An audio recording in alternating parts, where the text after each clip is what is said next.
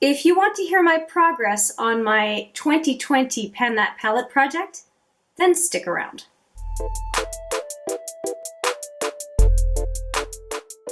Hi there, it's Hélène, and yes, I have an update on Pen That Palette. It's not going to be an amazing update because I have been using so many different palettes over the last number of months. If you look on my channel, you will see so many different palettes, so many different eyeshadows that I've used, that this Pen That Palette project has not been so much of a focus for me, but I'm still pretty happy with how much I managed to use despite the fact that I've been using so many other shadows. And I am wearing one of the palettes in this Pen That palette on my eyes today. And we'll start with this one. And it is the Smashbox Matte Exposure Palette. And I have today used the color Suede and the color Blackberry back here. And you will notice that there are not that many light colors in this palette. I have, as of recent, focused on these three shadows from the Naked Basics palette. And so that has kind of exacerbated the fact that I'm not using the Smashbox Matte Exposure as much. What I have been focusing on, I can say, is definitely Suede, Sumatra, and Blackberry. So these two and this one are the ones that I've been going to, and then complementing them with colors from other palettes or singles. And a couple of singles I've been wearing are Acid Rain from Urban Decay and also Amber Rush, which is a L'Oreal Infallible, and it's actually what I have on about 2/3 of my lid here today. I enjoy this palette quite a bit, but again, I can only, I have two eyes, one at most 2 looks per day on these peepers of mine. And I actually had a bout of the flu as well about a week or two ago. And that's okay. That's okay. We all have to ebb and flow in our objectives and what it is that we want to do when we manage our makeup collection. But I'm going to say, though, I'm very, very happy that I did get some extra usage on Suede. I think that it is a color I thought I would be done by this update, but I can pretty much guarantee I will be done at the next update. And you'll see the progress pictures at the end of this video. As a matter of fact, I'll put the timestamp right here for you. I do want to offer predictions for the next update. So I'm going to say that my prediction is that I'm going to be done with this one. And I really need to resume my use of a lighter shades in this palette. And I think that what I'm going to do is I'm going to commit to using this one more often by default.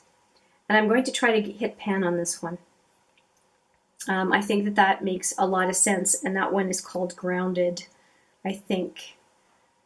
Yeah, Grounded. So that's what I'm going to plan on doing. And I do, though. Oh, and I should show you. It's really hard to see. Do you see the dip in the very far corner here on Sumatra? There we go. You see extra pan on the edge? I really have been focusing on that shadow quite a bit, and I think I'm going to actually have from center to edge of the pan on Sumatra. Anyway, sidebar. I really want to focus on the lighter shades as well as using Suede, and the lighter shades I can even use to set my eye primer, so I'm going to make sure to do that. I was focusing on Hula Light from the Complexionista palette, but I really should get back to focusing on this one. Now, for actual weight difference for this palette compared to the last update. At the last update, I had a palette, including the brush, weighing in at 185.52 grams. In this update, I am now at 185.16. Now I did the calculation on here, And each shadow, and I count the two big ones in the middle as 2 shadows each.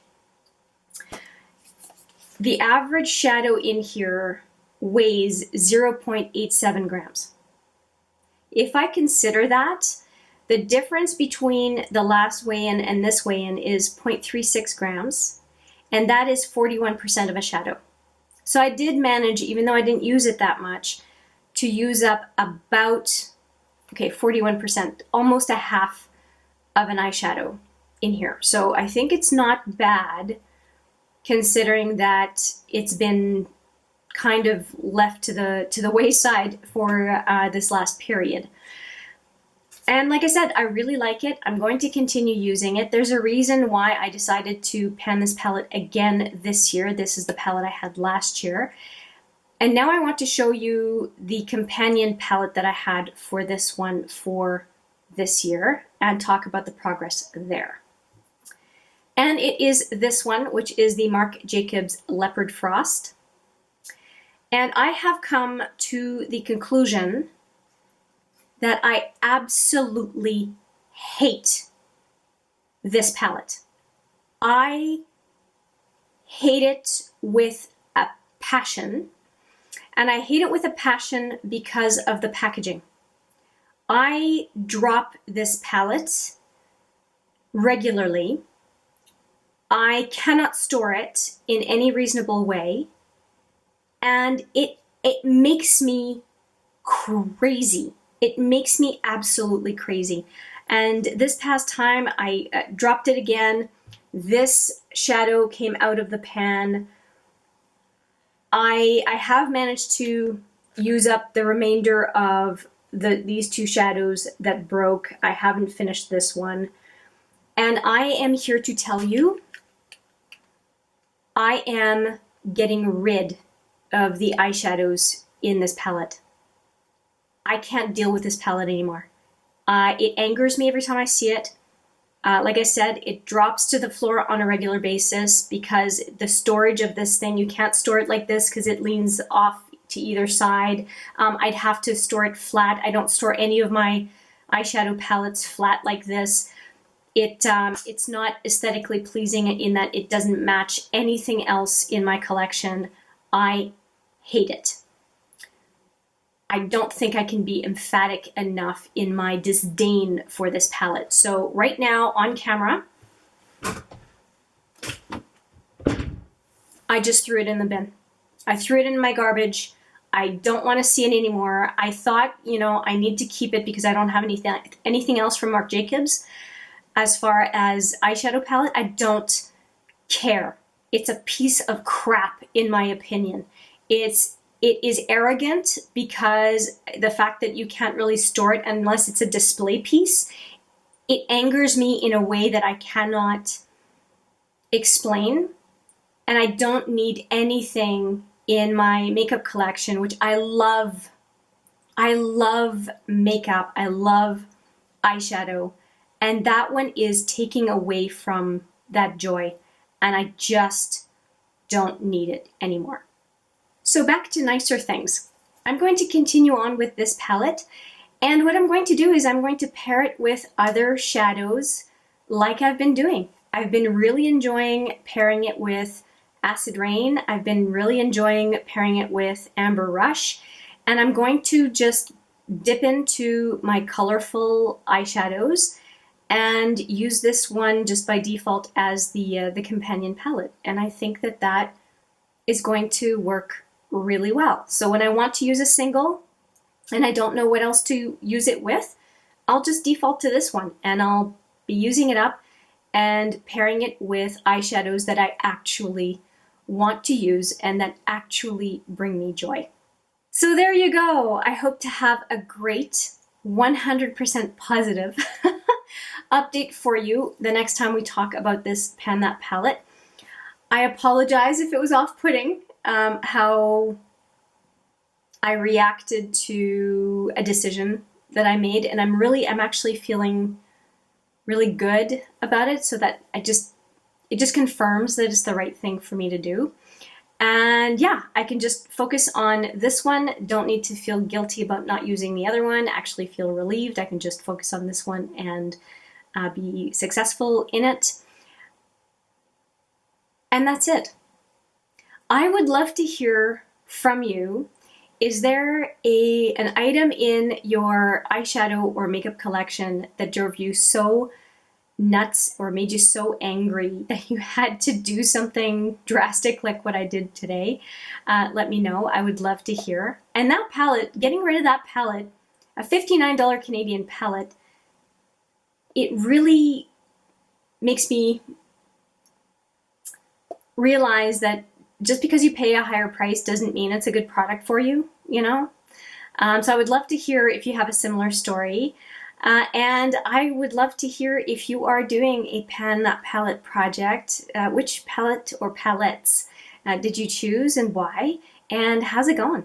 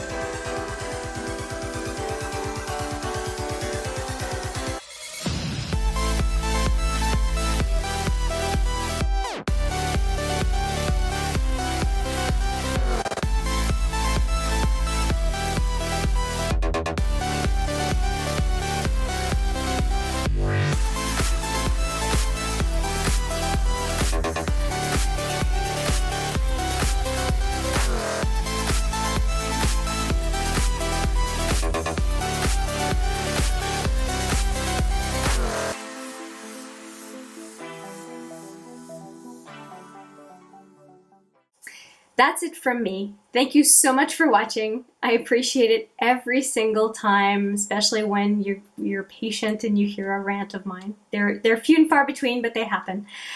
And I do look forward to seeing you in the next video.